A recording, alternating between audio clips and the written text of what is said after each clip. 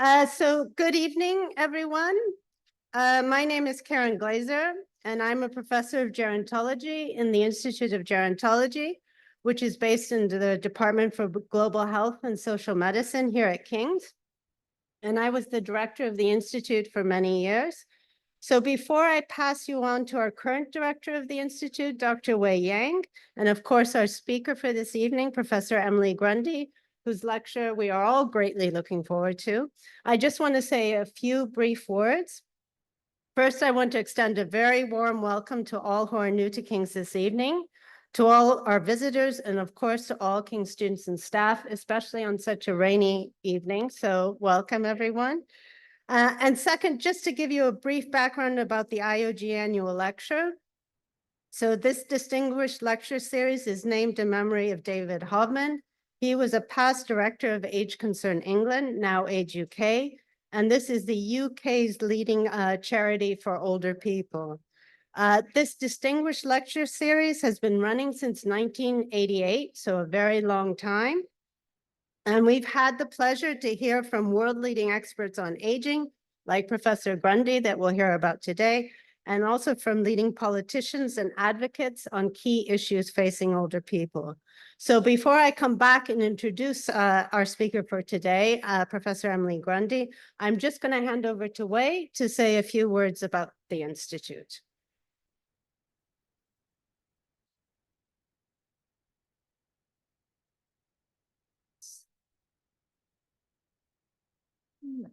Just right.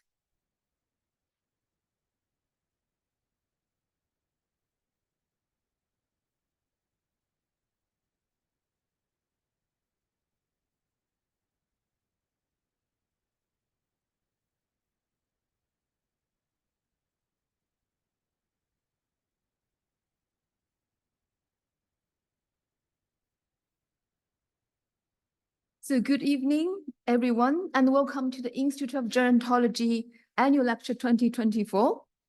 I'm Wei Yang, a director of the Institute. First, I would like to extend my warm welcome to our honored speaker, Professor Emily Grundy, who we are truly honored to have her to speak here this evening on a very important topic about intergenerational relationship and intergenerational support. And I also would like to thank the Department of Global Health and Social Medicine, generously funded this annual lecture. So thank you for the generous funding. So before I hand over to Emily, I would like to spend a few minutes just to introduce you to Institute of Gerontology. So founded in 1986, Institute of Gerontology leads excellent research and teaching in critical areas in aging and gerontology. Our research areas include long-term care policy, work and welfare, social inclusion in later life, intergenerational support and grandparenting, technology and aging, and more recently, big data. So our perspective is global. We strive to make a lasting impact on lives of old people around the world. This slide shows you a number of funded research projects within the Institute, and these projects seek to answer very important research questions, such as how do we build urban environments that can enable old people to maintain their physical health, mental well-being, and cognitive function? What can we do to make London an age-friendly city? And what is the impact of increasing pension age on old people's physical and mental health? How are varying care systems associated with inequalities in care and well-being in later life in different countries in Europe? What are the causes for inequitable access to health and long-term care in China? And how do grandparenting influence the well-being of old people? We are a multidisciplinary institute. We bring together a diverse team of researchers who are committed to advance the field of aging and health research worldwide. I would like to draw your attention to a number of ongoing research projects within the Institute of Gerontology. under the multi-million ESRC Center for Society and Mental Health. The researchers within the Institute of Gerontology are leading a key work stream, which look at the recent pension reform on old people's mental health. Recently, we collaborated with researchers from the Department of Engineering and won a 1.2 million EPSRC-funded research project to look at how to use technology to tackle the issue of loneliness among the old population. Our inequality in later life projects use survey and census data to examine ethnic inequalities in mental and physical well-being among old people. A researcher within the Institute of Gerontology has just been awarded a 3 million European Research Council grant to look at the process and experience of claiming benefits in different countries in Europe. Our work doesn't stop within the walls of academia. We strive to make meaningful connection with policymakers, healthcare professionals, community organizations, and individuals. Our colleagues have influenced policy discussions at Department of Work and Pension, the WHO, the European Commission, OECD, and many governments around the world. And this slide shows you a number of examples of our recent research projects that are featured in national and international media. We cannot achieve all of these without our collaborators, and these include Aging Research Network at King's, Institute of Psychiatry, Psychology and Neuroscience, King's Business School, King's Global Health Institute, Age UK, Age International, and WHO. We believe that by working together, we can embrace the opportunity of aging and build an inclusive society that values and empowers our old people. So thank you all for coming to this annual lecture, and I hope you will enjoy today's lecture. Thank you.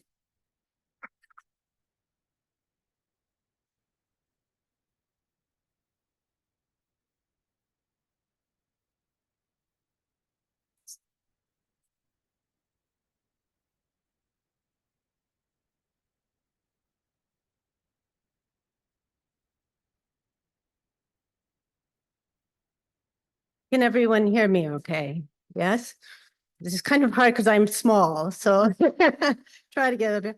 But it's with great pleasure that I introduce our speaker for tonight, Professor Emily Grundy. Not only is she a leading expert on intergenerational relationships, on families, households, kings, and social network of older people, the relationship between family life courses and health and well-being, as well as trends and differentials in later life health and disability. I also have to say she's left an intergenerational legacy herself, inspiring and mentoring many of us who have been greatly influenced by her scholarship and who continue to work in this area, not only in the UK but also abroad.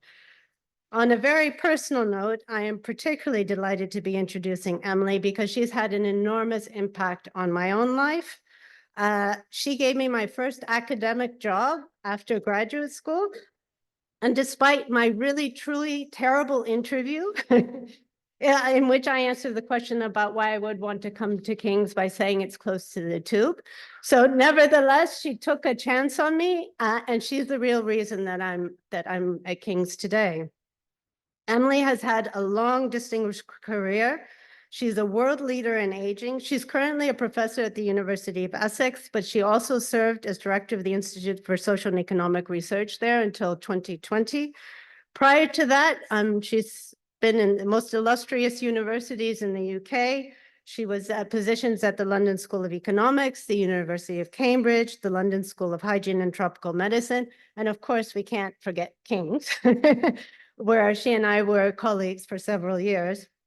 She's held many prestigious grants. I mean, they're just too numerous to mention, but I will say this has included the really highly prestigious European Research Council Advanced Grant. Like me, she's a demographer by background, So she's also been Secretary General of the International Union for the Scientific Study of Population, Chair of the Population Investigation Committee, and President of the British Society for Population Studies. She's currently a Fellow of the Academy of Social Sciences and of the British Academy.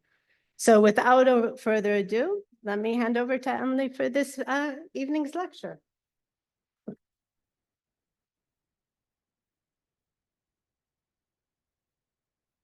Well, thank you very much, Karen and Wei and everybody here. And this is really exciting for me, and also to see quite a lot of familiar faces. And I think that one of the last times when I was working at King's that I was in this great hall was invigilating exams. So I don't know if there are any people that did them, but anyway. So, and I'm really was extremely honored to be asked to come and give this lecture, particularly as when I worked at what was then the Age Concern Institute of Gerontology, we were very much encouraged by David Hobman, who really was instrumental in setting up the collaboration that led to the Institute and for whom this lecture is named. So I'm going to, as I say, talk about family household changes and intergenerational exchanges. And when I was preparing this, there were lots and lots of things which I wanted to include, but I didn't want to keep you all too long, but so I'll try and get through what we have and hope that there will be some questions afterwards and more discussion.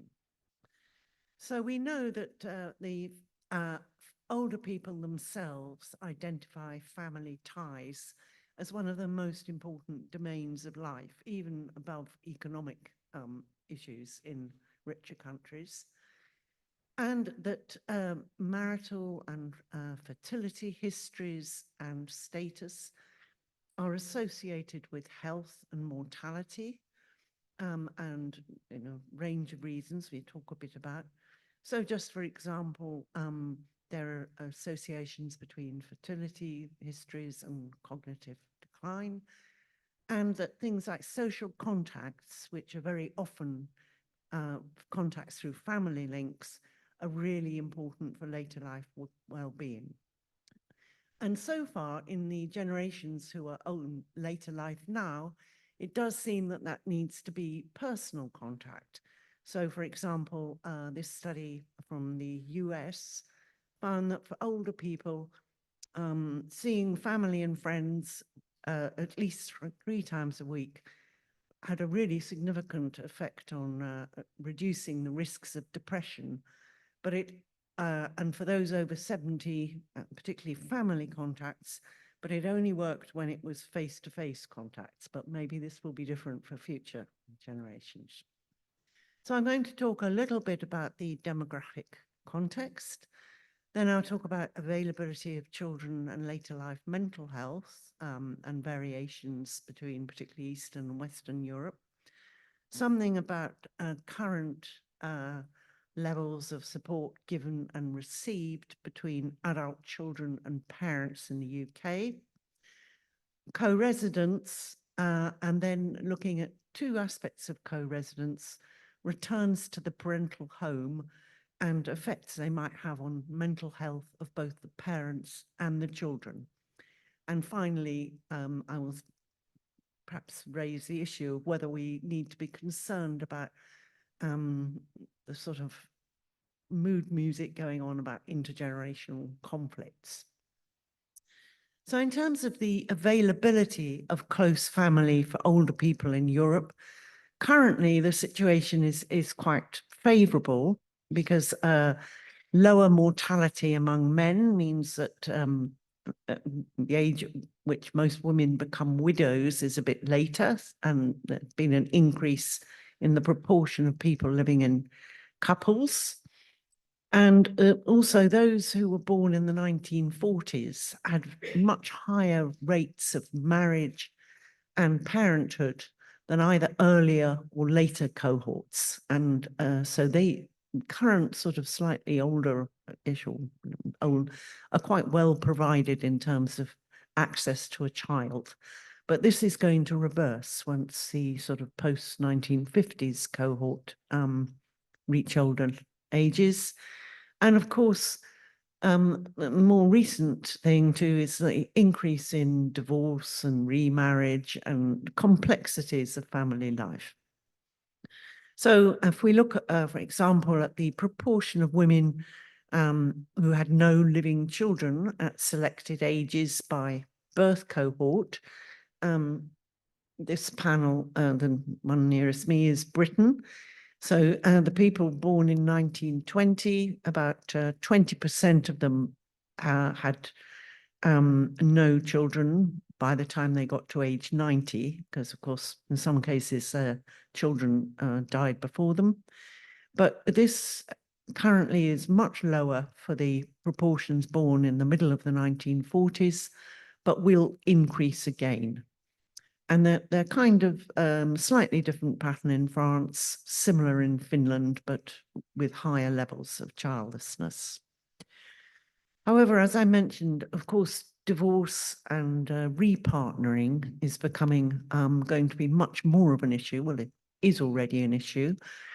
And these data are for various European countries, not including the UK. But if we look at Sweden, that's SE, for example, among people born in 1946 to 50, about half of them had experienced at least one divorce. And kind of Sweden is where we all tend to be moving towards in terms of some of these family things. So obviously many of those people will have repartnered, but it adds quite a complexity which to even issues. I know you've done a lot of work here on grandparenthood. Even just trying to work out who is a grandparent is actually more complicated than you think, whether that includes all these step-grandchildren and so forth. Now, these fertility histories and availability of children not only may influence the support available, but actual also people's health, due to partly perhaps selection effects, who it is that has children at particular ages, effects on how people adjust their lifestyles once they have children, but also these stresses of pregnancy and childbirth and of perhaps more stressful parenting exposures. I don't know if you've, some of you may have seen that recently there's been a lot of things in the media about people who've suffered a traumatic sort of mental and physical injury from really difficult birth and delivery, which has sometimes put them off having more children. And actually we're doing some work on that topic. It's slightly different age. So these things may have a long-lasting impact, we know from life course theories. So this work, which Sana Reid and I did, for example, showed that looking using data from the English longitudinal study of aging, and this was looking at cognitive function by parity, by the number of children people had in successive waves.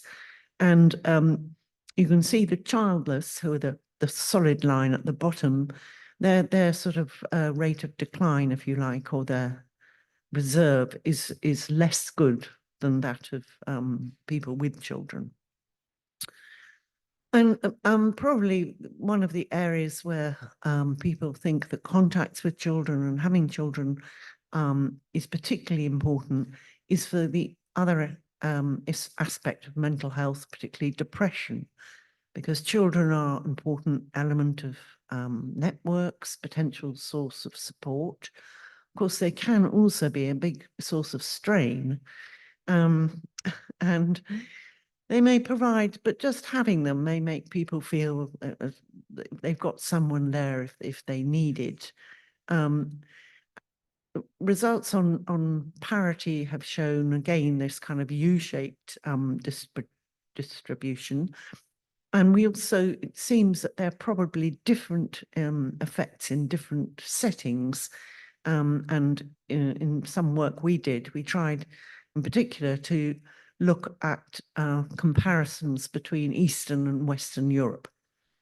But just as an illustration of this sense of mattering, or whether people feel having children means at least they have some kind of fallback situation, these again from the gender and generations surveys.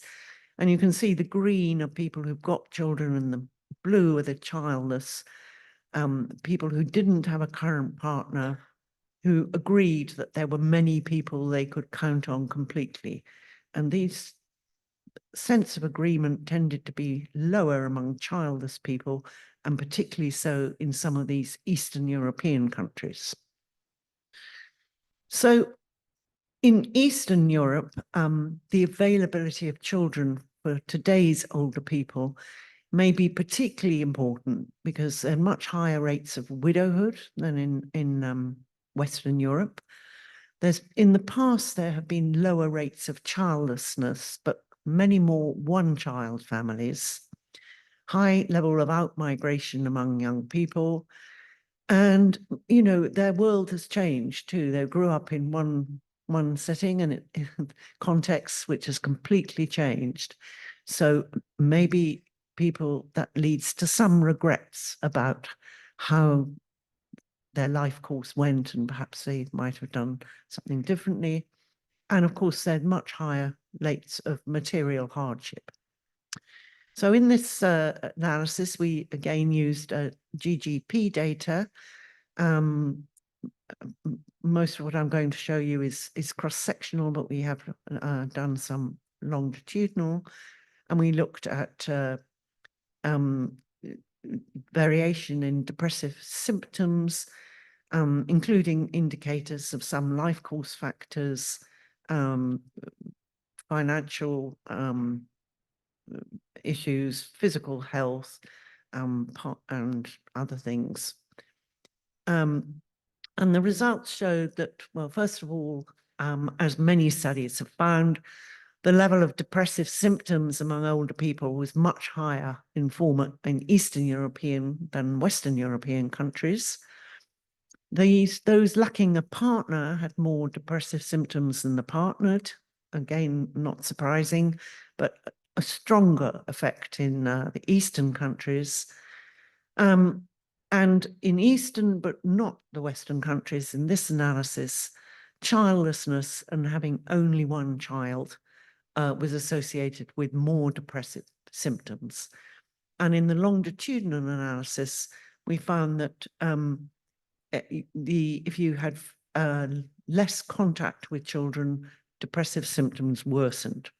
So these were just the results from these models. So the Eastern European countries are shown in red, and the bottom of each graph is the number of children. And one panel is for people who've got a spouse and the other one for not. And you can see that both the level of depressive symptoms and the association with number of children is much higher in the East than the West. So turning to sort of more broader look of intergenerational exchanges and support of various kinds, we know from lots of studies, many done by some people here, that in general, help from children to older parents tends to be associated with having lower levels of education. For women, those with no or few siblings, and in response to needs of the parents. Also tend to be more common in Southern than Northern Europe. Some reciprocity, so people give when they receive and vice versa. And from older parents, it tends to be that higher income and home ownership and better health are associated with them giving to children, and again, reciprocity and differences. And but divorce, particularly divorce men, are much less likely to either give or receive support. So this issue for the future. And I'm sorry, this is perhaps not very as clear as it should be, but this is results of analysis from the UK Household Longitudinal Study survey, Understanding Society, and it shows the proportion of adults in one panel receiving help from their parents among people who've got a living parent who they're not co-residing with. And for the same group, the proportion giving help to a parent. And they're shown for age groups at the first point of observation, because these people, first observation point is 2001, and they're essentially followed up to 2017, not every year with these questions, but several points. So in terms of the receiving help, the youngest group who were under 30 at the first observation, but 17 years older at the end, you can see their receipt of help tends to go down with age. Conversely, their proportions giving help to the parents tends to go up with age, as obviously the parents get older and need it. That giving help, there's a slight suggestion that the latest cohort may be giving a bit less than the cohort before at the same age, but it's perhaps too early to see if that's a worrying pattern.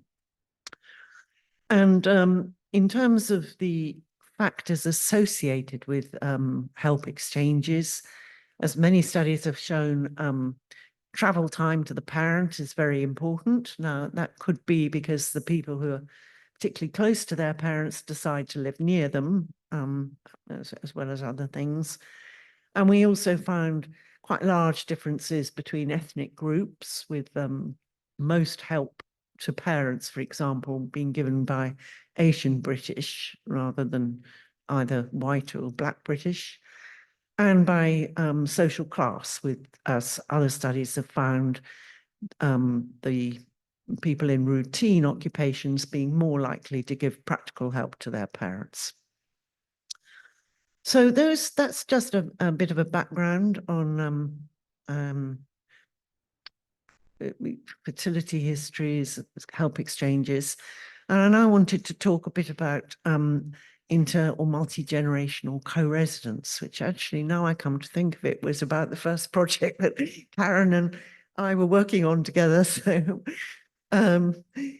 So we know that obviously there are constraints on co-residence. You may not have the right person alive to live with, but you might also be forced to live with someone because you haven't got enough income for a separate household, or you need to live with someone to provide help.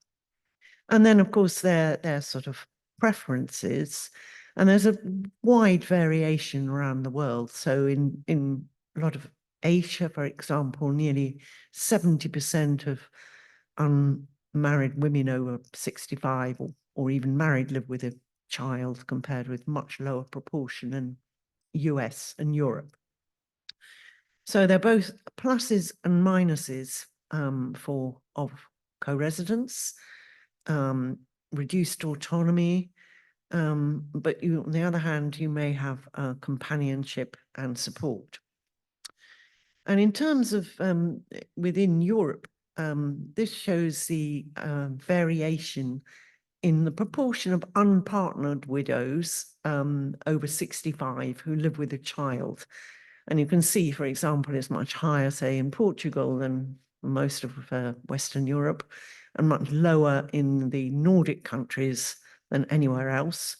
The redder it is, the higher the proportion, up to 63% in some places. UK not quite at the bottom, but bottom end. And in this analysis, which is of the European Social Survey data, it was examined happiness and life satisfaction by whether or not widows lived with a child, whether they compared to those not living with a child. And in general, perhaps slightly surprising, we found that widows living with a child were happier than those not living with a child. These are once widowed women. But in Eastern and Southern Europe, it was only daughters that had this magic effect. So there's characteristics of both the parent and the child are important. And of course, we perhaps need to think too of the different pathways to intergenerational co-residence. So sometimes you may get parents may move to the child's home because they need help, disability and so forth. But then sometimes the children might return home, possibly because of their own needs, or in some cases to meet the needs of their parents. And then, of course, you have other cases where children have never left home. Just as a bit of a background on the UK, there have been quite big changes in sort of household and housing patterns over the last century. So in the sort of early and middle 20th century, most people didn't leave home until they got married, and older widowed parents often moved in with their children, and that didn't drastically change until the 1970s or so. In World War II, there was obviously huge housing shortages and quite a lot of doubling up between households. But this was couples sort of living with their parents until they could get any housing. Later 20th century, we have this trend towards household fission with more divorce, and also young people now leaving home before marriage, very, completely separate almost. But now we're perhaps back to an era when housing constraints in the UK are becoming very important again. So I'm going to look at two kinds of study on this. This is the effect of boomerang children, firstly on the mental health of or the quality of life of their parents, and then we will look at the effect on the quality of life of the returning boomers.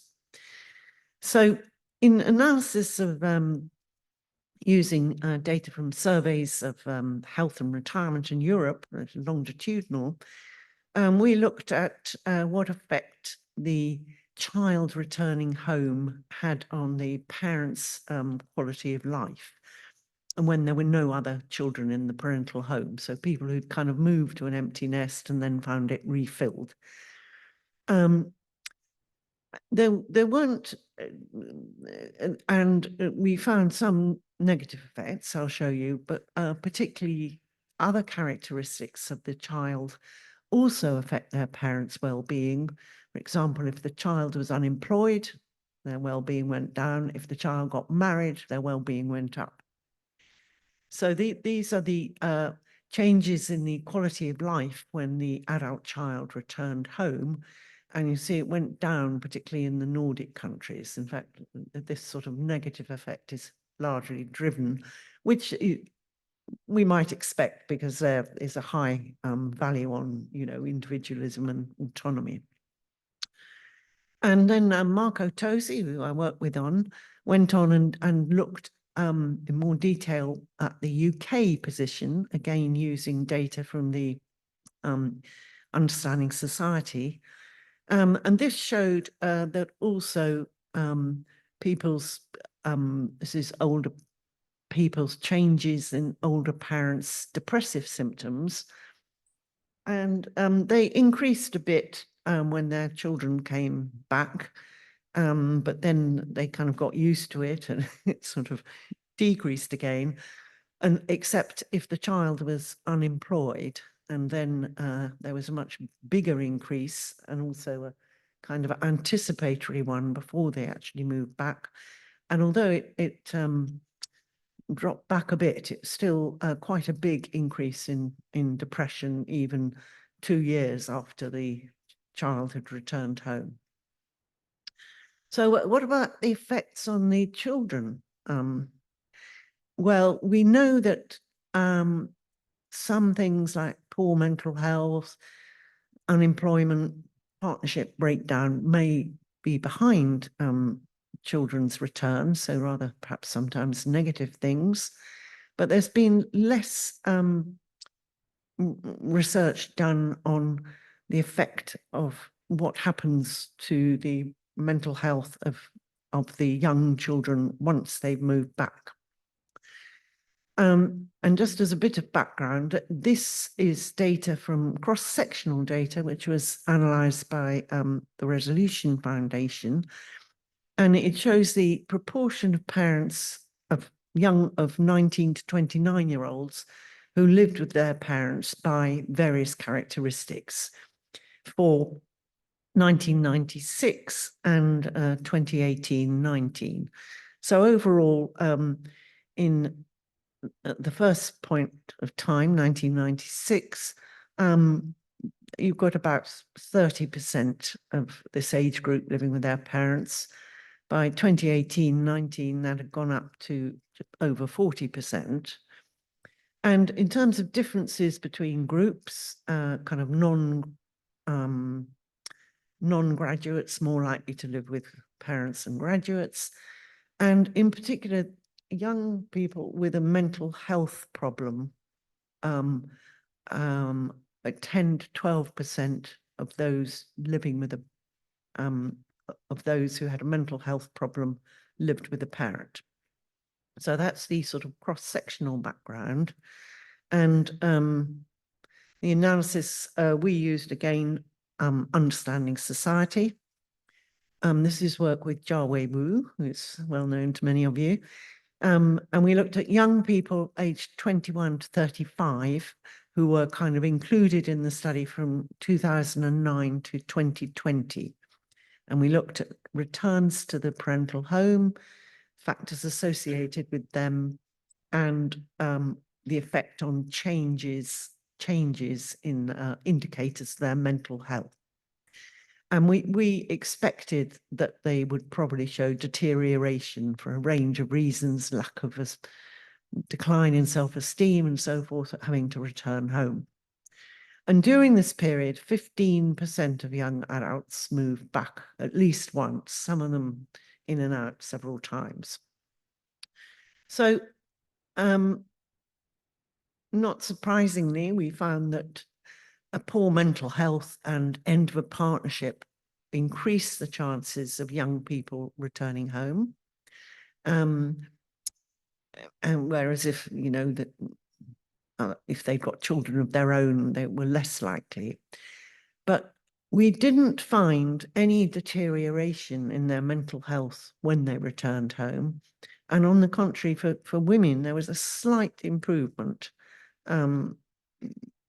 rather minor. These show the changes in two indicators of health, the GHQ, which measures depressive symptoms, and the mental component summary of SF12 doesn't really matter.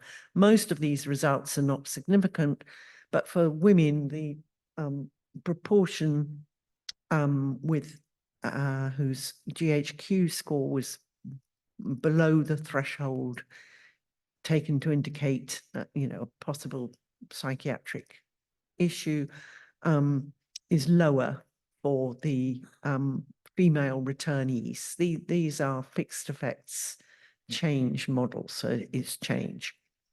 So we were quite surprised by this, that we were expecting that returning home would sort of really lead their mental health possibly to plummet. But it may well be that things, oh, sorry, I'll go back. I can't go back, but never mind. We've sort of possible explanations. One, of course, is the support of their family when they go back. And the other thing that may be important is that for a lot of young people living independently, their housing circumstances are so poor. A lot of studies have shown really very poor conditions, and the fact that, you know, constantly having to move because we have no security of tenure in the private rented sector. So at least going home may relieve them of that. So in terms of, actually, I should try and go up. Anyway, never mind. So we've seen that family support is very important. In general, it seems that they're both giving and receiving support is at high levels. Possible indication of a slight decrease in the UK, but we're not quite able to judge that yet. The effects vary a lot. So in places such as Eastern Europe, where older people are in a particular difficult situation, have had a lot of social change, having children and getting help from their children seems to be even more important for their mental health than in Western European countries. We know that people's fertility histories and so forth are associated with a range of health indicators, including changes in cognitive function. But we've seen that co-residence seems, if anything, to be associated beneficially with mental health of widows in Europe, at least if they're living with a daughter in some cases. But these returns of people having to return to the home seem to be slightly negative effects on the mental health of the parents, although in some cases short-lived, but if anything, positive ones on the children.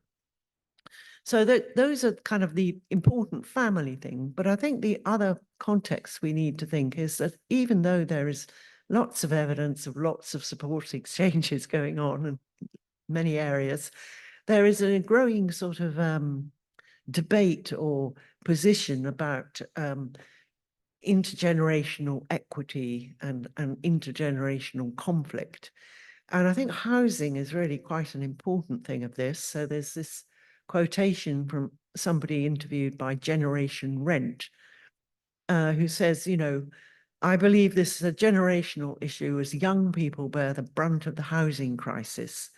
When speaking to parents or grandparents, they struggle to understand or sympathize.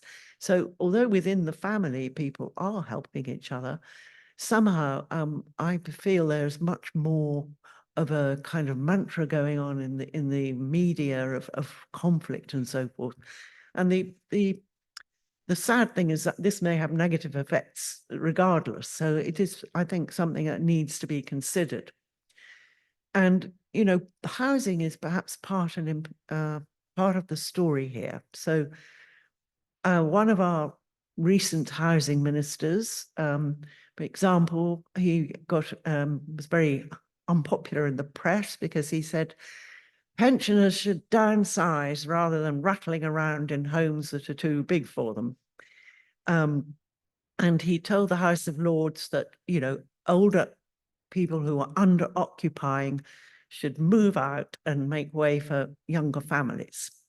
I should point out that even though that was in 2021, I think there have been at least another 2 housing ministers since then. In fact, there have been 16 in the last 10 years, which is perhaps one of the reasons the housing is in such a mess. But anyway, and of course, there are a large number of older owner-occupiers who've got at least 2 spare bedrooms. There's some second home ownership too, and in some areas there's quite a lot of housing knocked out by short-term rentals and so forth. But it's important to remember that a lot of older people are themselves in rather poor housing or poorly adapted housing. They have problems like getting up and down stairs or bathing that their housing is not well suited to. But they don't want necessarily to move to some, you know, retirement village somewhere or another. And even if they did want to, in most areas of the country, the amount of money they could sell their home for wouldn't pay for that. So we need to think of something else. And we are doing some work at the moment, other people have, on whether housing adaptations can sort of be beneficial in terms of making it easier for people to manage. But we still need to deal with this problem of how the next generation are going to be housed. And I think it's been pointed out by the Centre for Aging Better that we're pretty soon going to find a big increase in proportion of older people in this private rented accommodation, people in their 50s. And for people not familiar with the UK situation, that means you can be told to leave for no reason. You can, at more or less any point, as well as having to pay a high rent. So it's a poor basis for secure old age. So in terms of a sort of discussion and things we could talk about, I think family and social contacts and living arrangements are really important. We all know this for later life health and well-being, or indeed earlier life health and well-being. Intergenerational relationships are important for both older and younger people. What happens in one generation's life affects their relatives, the elder linked lives thing. So the people whose children become unemployed, that affects their mental health and so forth. The generations coming up will have fewer family resources because those born since the it's all 1960 on and so have higher rates of childlessness, as well as more divorce and separation. And although we've had that before, with the people born early in the last century had a quite high lot of childlessness, I think one difference is that other demographic changes mean that they're less likely to have a sort of aunt, nephews and nieces and so forth as well. So that less option for other things. And there are really big policy challenges on both meeting the needs of older people and some of these things which are thought to challenge intergenerational solidarity. And I don't know, how to start on these, but we've got the whole issue of long-term care. Projected costs are enormous. Successive governments have promised to do something about it and never got around, well, keep backing away from it, don't pay formal caregivers enough, don't support informal caregivers enough. We've got this terrible shortage of housing. This chart shows you housing completions since 1946. And during this period when the population has grown very rapidly from hugely, you can see that the rate of completing new houses from the sort of 1980s has just sort of fallen back and never picked up. So those are some of the things we could perhaps talk about. And thank you very much.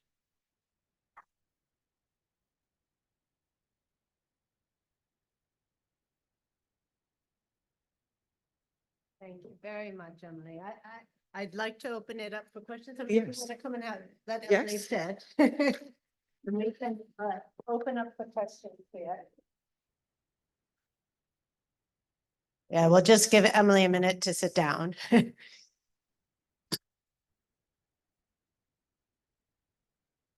Yeah. We have questions. Questions for Emily? Good, yeah? If you could just stand up and say your name and. Oh, wait, do we have a microphone for the audience? We don't, so don't worry.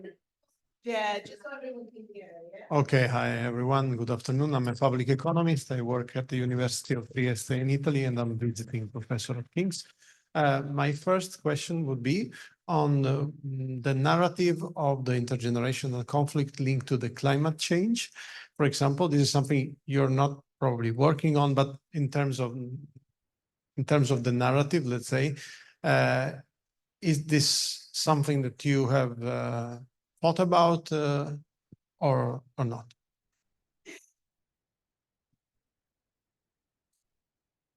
Thank you. I think that's a really important point, actually. It's not something I've worked on. Actually, I sort of put up that as a conclusion, but I haven't really worked on this sort of more macro type of intergenerational conflict.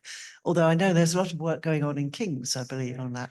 But I think that is a really important thing because there is this sort of message. And of course, I suppose it is partly true that the older generations have, used all the fossil fuels, led to all these issues. So I imagine that is a really important thing that people should consider, really. Yeah. I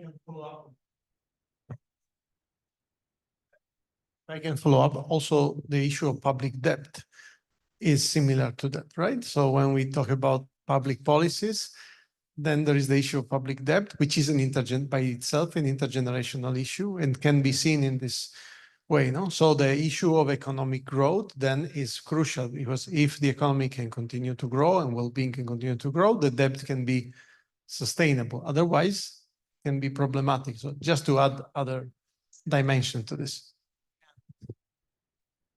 Any other questions? Wei. Oh, Wei, and then. Yeah. Thank you so much, Emily, for this excellent presentation on intergenerational relationship. So my question is, probably it's also your expertise about life course perspective to look at this intergenerational relationship. Have you looked at those household or the family who have returning children, their characteristics, what have happened, previously in their life? Is it, the family background is really poor? Are they coming from the lower socio-economic background? Can the policy do something about it? Why they keep returning? So that's the first question. The second question, you talk about the old people who are in rental housing. I just saw the news, I think a couple of days ago on BBC, there is like coverage on the amount of old renters, the number of old renters within UK is actually increasing. So do you also know, who are those people? Do they have children? Where are they going to get help? Any government policy around that segment of the population? So these are two of my questions. Thank you.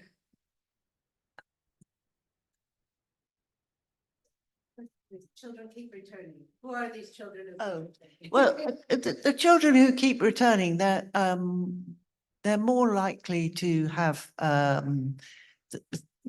things that have happened to them. A lot of the, partnership breakdown themselves, or losing a job, or some health issue, so that they are probably worse off to start off with. But what we were looking at is change in their mental health after the move. And I think we did look also a bit at some regional differences, because, for example, if you've got if you want to live in London, returning to your parents is maybe the only way you can afford it. So, but it's become very common.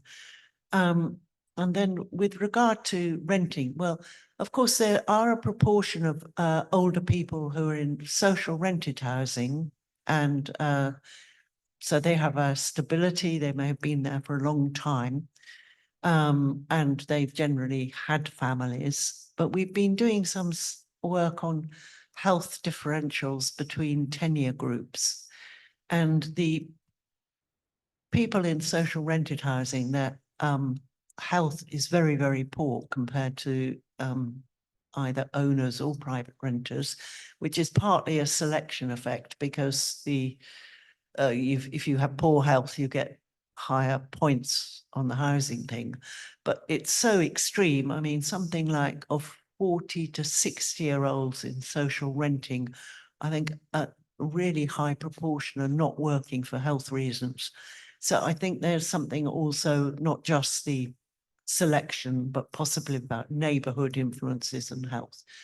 In terms of the other group of who are these older private renters, well, if you think about, say, later or middle-aged divorce, there may not be enough money for everybody to get a house. There are a lot of circumstances which might lead people to have that. And I suppose what's different from, there was a time when most people were in rented accommodation sort of early in the last century, but then they tended to have more security of tenure. So I think that's the issue.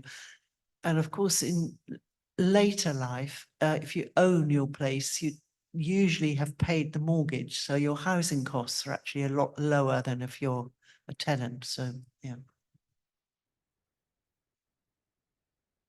Other questions for Emily? Yes, sorry, if somebody could, yeah, Richard, and then over there. Yeah. Thank you for a great lecture. My name is Richard Seah. I'm Director of Aging Research at King's. Now, I have a number of questions, but maybe I'll limit it to just one or two, and we can talk over drinks later. So first of all, the comment on climate change, I think, is very important in this context because everything is becoming much more expensive for everyone. There's also, from the biomedical perspective, resilience to heat and so on. And you need people around you to help with that, to make sure you're well hydrated and so on. So we do need to bear that in mind in the context of children returning. So that was the focus of your lecture. Whether that is a benefit to the older person or whether there is additional income through the children returning. Again, of course, it depends on socio-economic group, but also the mental resilience. You talked about cognitive decline and depression. In climate change with varying temperatures and so on, you're more prone to depression, cognitive decline, and there's good evidence for that. So these are just some thoughts, maybe not a focused question. My question is, you talked about children returning. What about returning with grandchildren? Is that beneficial? More impact on the finances? Maybe more beneficial for mental health?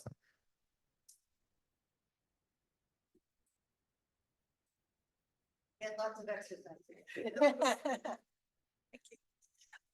Thank you.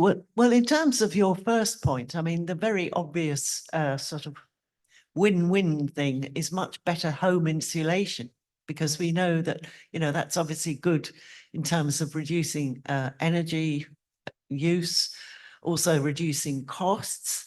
And we know from a lot of studies that it has positive effects on the both mental and physical health of older people. I think there was the Warm Front project, when I can't remember which government it was, rolled out a program of improving thermal housing, and it showed real benefits for the older people in terms of what it achieved. And it's funny, we've got very hooked up on housing. I should know a lot of the other things, but some of you, I mean, you may not realize the UK has the oldest housing stock of any European country. So, it really does need. And if you go to, Norway or Sweden or somewhere, it's just hugely different. So I think that's something that would benefit everybody doing that. In terms of the effects on mental health of people bringing their grandchildren back, very, very few did. People who had children themselves tended not to return. And in our studies, as I say, we showed for the parents, the effect of their children coming back, if anything, was rather negative, although it didn't last long. But for the children, it certainly wasn't negative, and for some groups was positive. But clearly it would depend on the context, and in some societies, it would be considered wonderful, I suppose. Yeah, yes, that gentleman there. And then I saw a hand over on the right hand side. Yeah. You say your name. Yeah, thanks for the Professor Emily. Very interesting topic. My name is San Chuan. I'm now based in London School of Hygiene and Tropical Medicine. One of my questions is the same with that mine, also about the grandchildren. And another one of my question is, as for the children returning, I'm not sure how you define the returning, like living with the same house, living in the same community, or living in the same city, anything else. I'm not sure how to define the return. And another question is about the children. Children for their children, I think should have two children. One is a husband, one is a wife. So I'm not sure when in your study did you distinguish the difference, wife or the with the husband. And my third question is about the define of depression. And because I'm also focused on mental health, and in your slides, I'm not sure the results when you say have some influence on depression is on the score of depression or really result more depression disorders. Yeah, that's all. Yeah. So how did we define returning children? How are they defined? Yes, and please correct me if I don't have it right. Yeah, Okay. so how did you define returning? Right, thank you very much. Well, this was data from a longitudinal study. So we defined returning children who at the first point of observation, well, they included several groups. One group, the first point of observation, they were living independently on their own or in a shared house, but not with their parents. And at a later point, they'd moved back to their parents. But we also included some people who, when we first saw them, they were living with their parents. Then they moved away from their parents and then they moved back. So they're big, and some of them, I say, did this several times. So they were people in a longitudinal study. That's the same people being re-interviewed in successive years.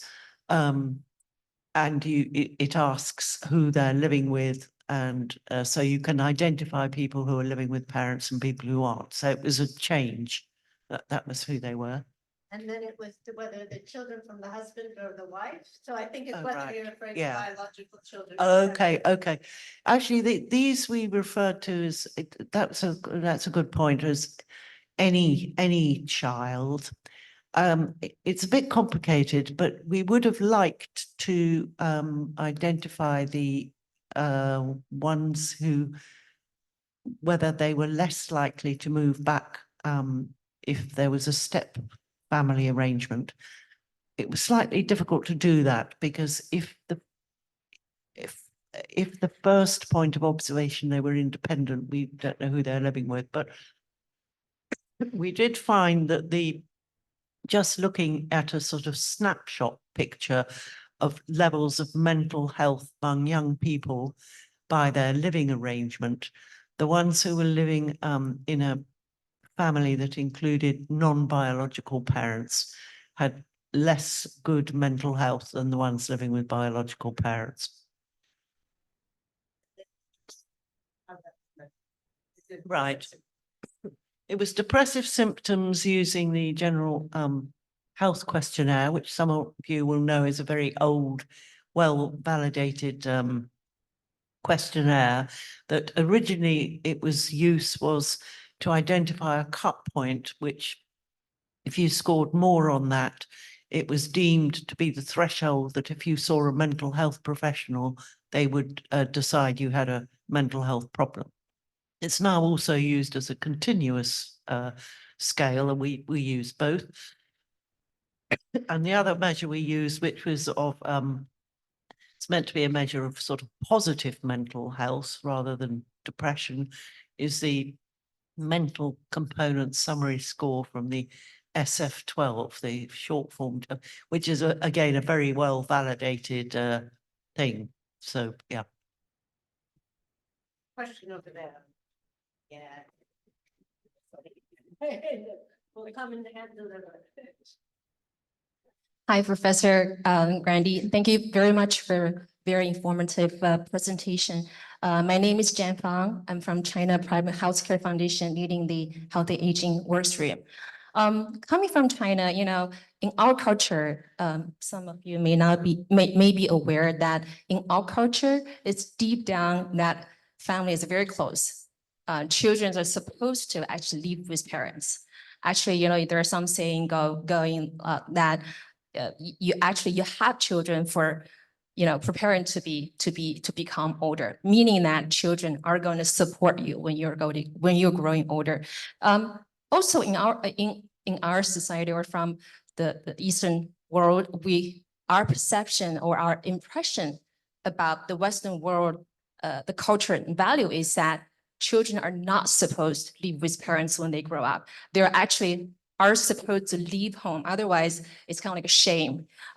We haven't really heard any updates, not at least not in our media, any change in this trend. But hearing your study, obviously there are a lot of benefits and advantages for children and senior parents to live together. So, but what I'm curious to understand is that, is there any like culture change, value change, perception change from society? Because I think that will actually project a lot of pressure or maybe motivation for this to be happening.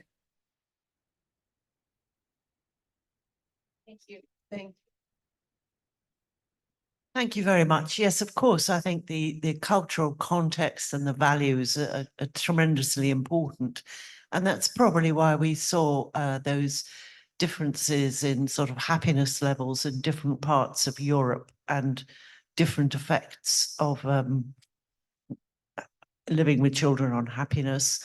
And in terms of values too, that's also, I think, why the Nordic parents had the kind of worst effects on their mental health when the children came back, because that's very much a expectation that people will be living independently, and much lower rates of co-residence, for example, among very old people with a lot of disabilities. They're much less likely to live with their children than the equivalent in even the UK, let alone Southern Europe. In Britain, I think that there is actually an expectation that children will leave home. It used to be on marriage. It's more related to the life course markers have become later and later. I mean, that's partly because of more education and, entering work much later as well. But really the cohorts now, their life course, there's quite a nice publication on the ONS Office for National Statistics website. If you look at for different cohorts when they achieve various milestones, like, and everything's much later now. Of course, this is also related to the increase in childlessness, because if people are not sort of getting round to it, or even thinking about it till 35, then it may not happen, So I think obviously these cultural values and differences are tremendously important. And we should remember that they're different within populations too. So they're quite big differences in the UK, not just between ethnic groups, but also between social class groups in terms of the kind of family exchanges you should have.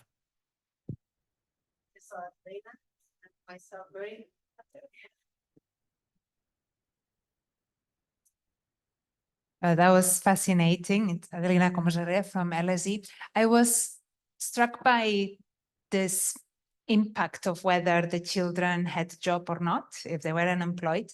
And it's made me think a little bit about the impact of this cross-generational living on the household income. And there's one thing about the UK that has always shocked me. I come from Spain, Catalonia originally, which is that if adults' children live with their parents in the UK, it's quite common to pay rent, which in my country, this is, at least when I was living there, it was unthinkable. It would be that if you lived there, it was because your parents were helping you, not you wouldn't be contributing. And of course, in many low and middle income countries, we have seen that, for example, where there is a pension, a universal pension for older people, that's a really, really important source of income for the entire family. And in fact, in Spain, that's also a very important source of income for multi-generational households. And I was wondering whether that's partly why you have this factor in the UK that if the children are unemployed, then it just means that the financial reward for having your children are not there. It's just a thought.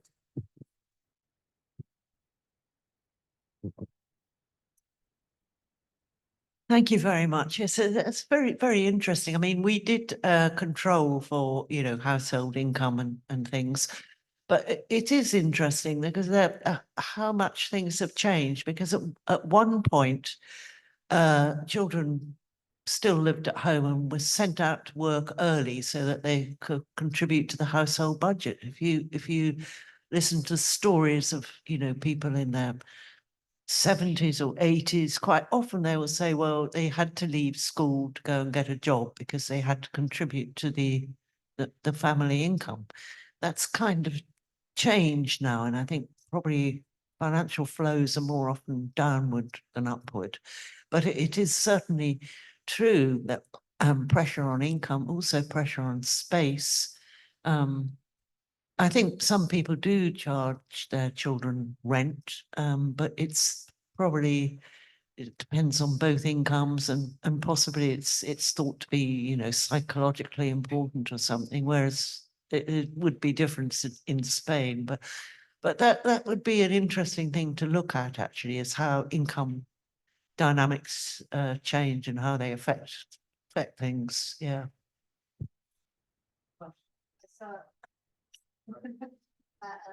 David, Marina, and then maybe over here.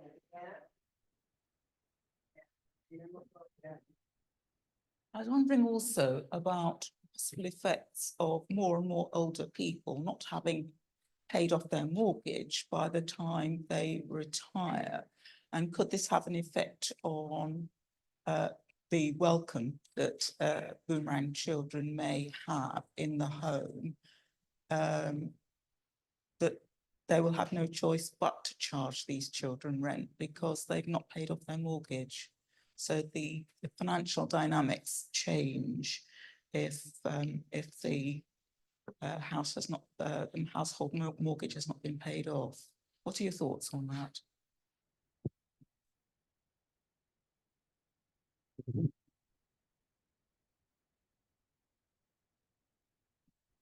Well, I can see a whole new research project. You know, it sounds really great.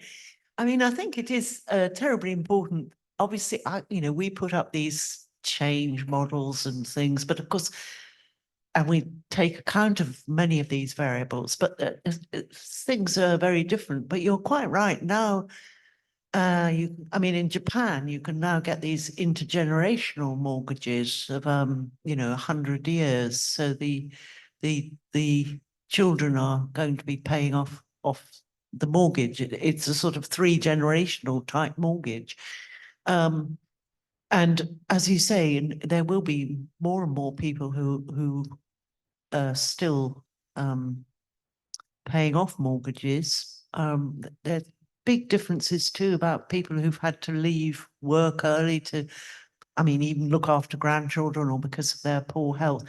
So for some people, you could imagine it would be quite good if you could combine, and by pooling resources, perhaps they can help. But it would depend on their preferences and things. I mean, I think that's another really important issue, though, about at the moment, most older people are perceived to be doing very well, although they're quite large proportions who are not, and inequalities are magnified, and that's just going to get more and more. So many of these, I think, in terms of policy, I don't know the answers to all these huge questions, but one thing that is clear is that we need to think of policies in a sort of multi-generational perspective.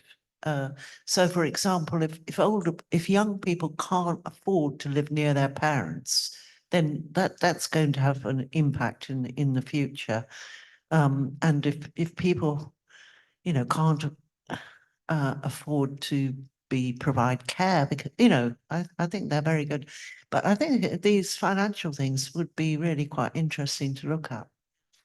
I think one more question, just so we could keep Emily here all night. I think Marina, you had a question. Oh, yeah, you're right.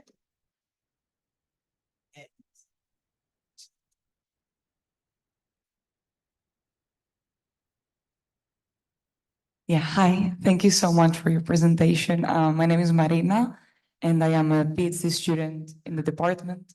My work is not in aging population, but I care about social policies and welfare policies and their impacts on health.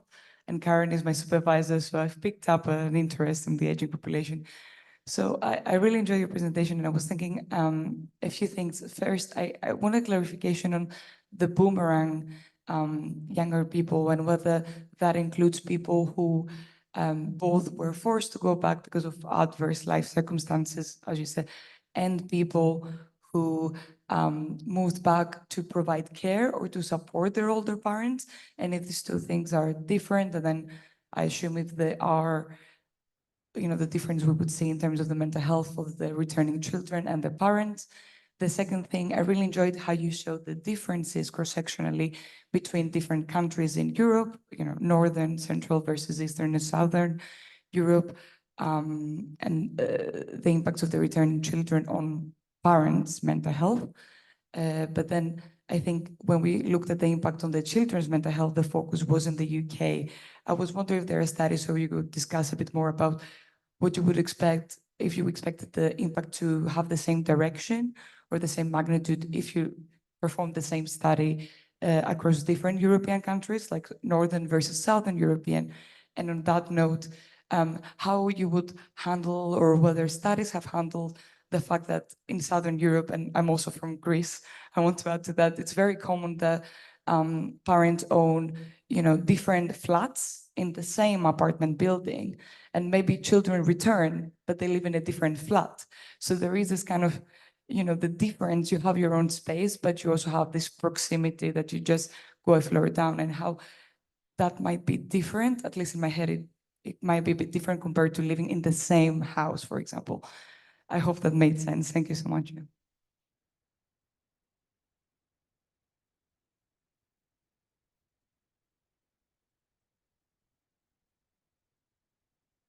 Thank you very much. Right. Well, with the first question, we looked at children aged 21 to 35. So we reckoned they were probably a bit young to be returning because of the needs of the parent. That is something I've looked at in kind of other studies, because now, obviously, there will be some where that's an issue. I can't remember, but not in the majority of cases.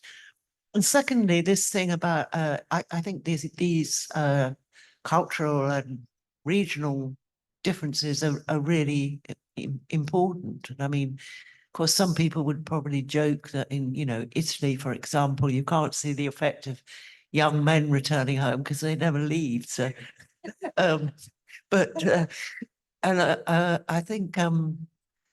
think Cecilia Tomasini, who many of us know, she did a study which showed that young people in Italy, they lived nearer their parents when the parents gave them financial help, so that the parents gave them money to buy a flat round the corner, which is so yeah. So I think these things are very important, and actually in the UK, it's not so common now, but I know in some parts of Europe, it's very common for families to be living in different flats in the same building. I mean, even in places like Austria, I mean, really quite high proportions, and I believe there's some places which have tried to promote that as a policy, Singapore, and actually it seems really quite a sensible policy if you were thinking about starting from scratch. And then you could, even if one household got bigger and the other one got smaller, maybe another project. Thank you very much. I think if we can all join me in thanking Emily for such an interesting lecture. I'm sure we could keep her all night, but thank you very much.